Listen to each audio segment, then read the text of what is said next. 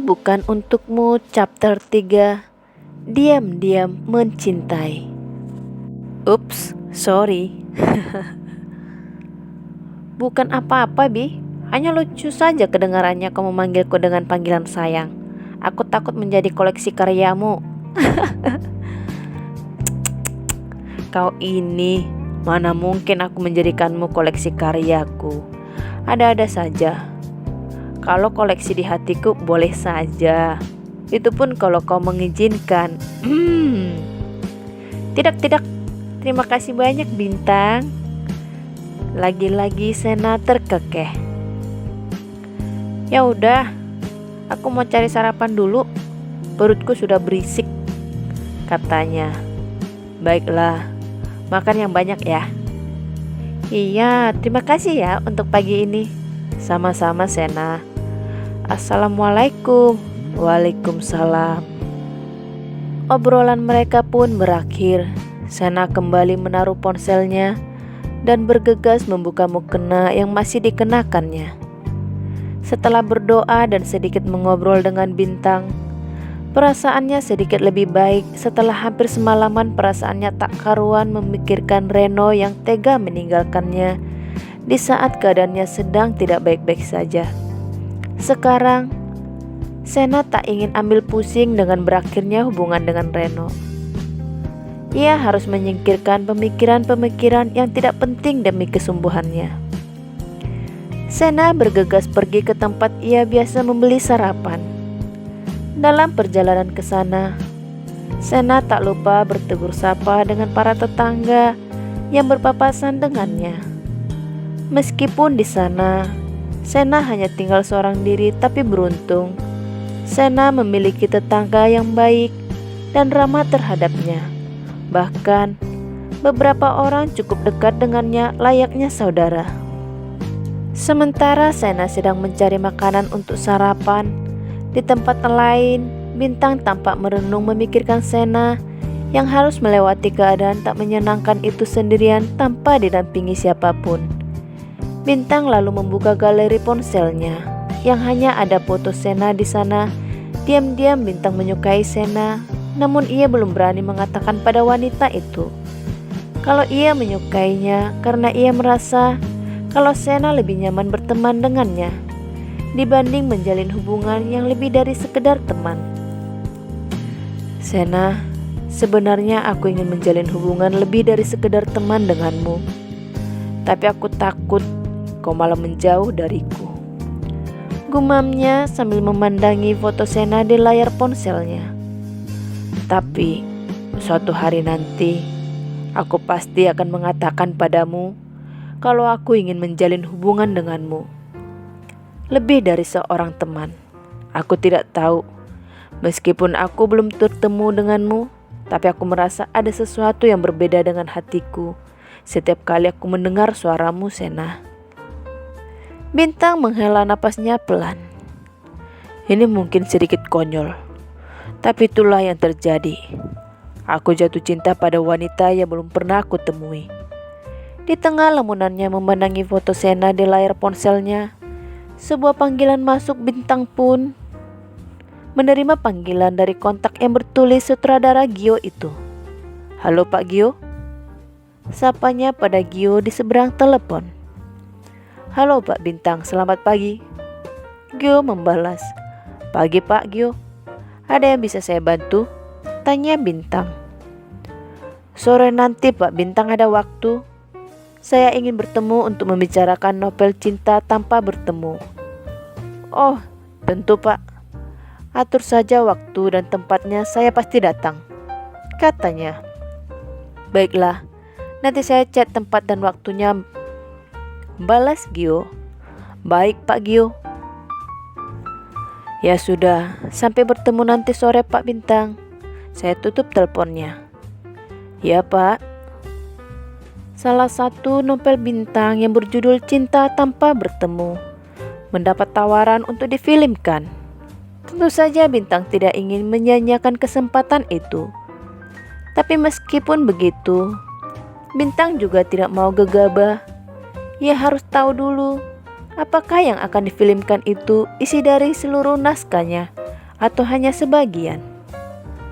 Dan apakah pemilihan pemeran yang akan memerankan tokoh dalam novelnya sudah sesuai dengan karakter tokoh yang dia buat? Jika berlawanan, tentu Bintang tak akan menerima tawaran itu begitu saja, karena baginya hal itu bisa merusak kualitas karya yang sudah ia buat dengan hati. Usut punya usut, ini bukan kali pertama Bintang mendapat tawaran novelnya difilmkan.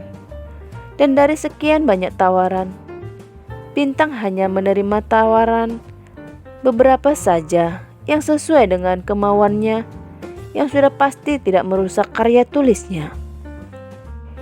Novel Cinta Tanpa Bertemu adalah novel yang menceritakan awal perkenalannya dengan Sena.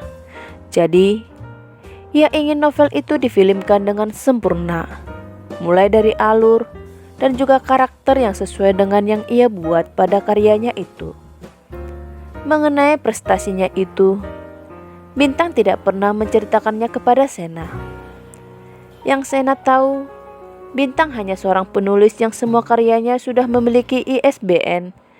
Sena tidak tahu kalau beberapa karya Bintang sudah difilmkan dan filmnya lumayan sukses di pasaran. Bintang sengaja tak menceritakan semua itu pada Sena. Ia takut jika Sena tahu, wanita itu akan merasa segan padanya. Dan Bintang tak ingin itu terjadi, sehingga bersembunyi menjadi pilihannya. Dan tanpa Sena tahu, berkat prestasinya itu, Bintang menjadi orang terkaya di kotanya. Dan tanpa Sena ketahui juga, Bintang bukan hanya seorang penulis, tapi juga seorang pengusaha kuliner yang restorannya sudah lumayan terkenal di kota Lombok. Saat Bintang kembali memandangi foto Sena di layar ponselnya, terdengar suara ketukan pintu. "Tuan, sarapannya sudah siap," seru seorang pelayan dari balik pintu ruang kerjanya. "Iya, Bi, sebentar lagi saya turun," balasnya. "Baik, Tuan." Bintang lalu melepas kacamatanya, menaruhnya di atas meja sebelum ia beranjak pergi dari ruangan kerjanya. Bintang merupakan anak pertama dari 3 bersaudara, dan ia menjadi tulang punggung keluarganya. Adik laki-lakinya ia percaya menjadi manajer restoran, sedang adik bungsunya yang seorang perempuan masih kuliah di salah satu universitas di kota Lombok. Seperti biasa, semua orang sudah menunggunya di meja makan. "Pagi, Ma," sapanya pada sang ibu. "Pagi, sayang," balas ibu, seraya tersenyum pada putra kesayangannya itu. Meskipun Bintang merupakan anak kesayangannya, Mayang tidak pernah membedakan ketiga anaknya. Dikhawatirkan ada kecemburuan yang membuat mereka saling membenci. Mayang memperlakukan ketiga anaknya dengan perlakuan dan kasih sayang yang sama. "Ayo makan," ujar Bintang pada ibu dan kedua adiknya, sambil ia menyendok makanan ke piringnya. "Oh iya, Kak, tadi ada PH yang menghubungiku. Dia ingin melakukan syuting di restoran kita. Terima atau jangan, Kak?" tanya Tony. "Terima saja, lumayan rezeki, jangan ditolak. Kalau filmnya bagus dan banyak penontonnya kan lumayan. Restoran kita bisa makin dikenal banyak orang," tuturnya. "Baiklah, nanti akan aku hubungi lagi orang itu," kata Tony. Sementara di keluarga Bintang sangat tercipta keharmonisan dan kedamaian. Berbeda jauh dengan keadaan di rumah Reno. Suara berisik pertengkaran kedua orang tuanya berhasil membangunkan Reno dari tidurnya. "Ah, tidak bisakah mereka tenang sehari saja?" geramnya sambil mencengkram rambutnya, merasa pusing karena harus terbangun dengan suara ribut kedua orang tuanya yang lagi-lagi meributkan hal yang sama. Dengan kesal, Reno beranjak dari tempat tidurnya dan keluar dari kamar menghampiri kedua orang tuanya yang sedang beradu argumen. Kau benar-benar suami yang tidak berguna. Bukannya pergi mencari kerja, malah sibuk memancing. Aku lelah terus bekerja dan berjuang sendirian. Apa kau tidak bisa memikirkanku dan anak-anak sedikit saja, Herlan? Kemarahan terlihat jelas di wajah Anita yang memerah. Oh, jadi kau tidak ikhlas mencari uang untukku dan anak-anak? Herlan tak mau kalah berdebat.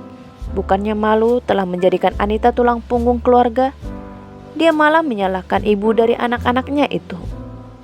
Tak tahan mendengar perdebatan mereka, Reno pun menyelah. Mah, Pa, apa kalian tidak bisa tenang sehari saja? Aku benar-benar muak mendengar pertengkaran kalian setiap hari. Reno menatap kedua orang tuanya itu bergantian dengan tatapan kesal. Reno lalu melihat adiknya yang masih kecil bersembunyi di balik lemari dan terlihat ketakutan. Lihatlah, apa kalian tidak kasihan pada anak malang yang ketakutan itu? Coba sedikit saja kalian memikirkan kami. Jangan hanya sibuk mengurusi ego kalian yang tidak berkesudahan. Herlan dan Anita hanya diam saling menatap satu sama lain. Lama-lama rumah ini lebih menyeramkan dari neraka. Gumam Reno sambil melirik Herlan dan Anita, lalu pergi dari hadapan mereka dengan langkah yang sedikit dihentakkan. Thank you, by Richie Rich.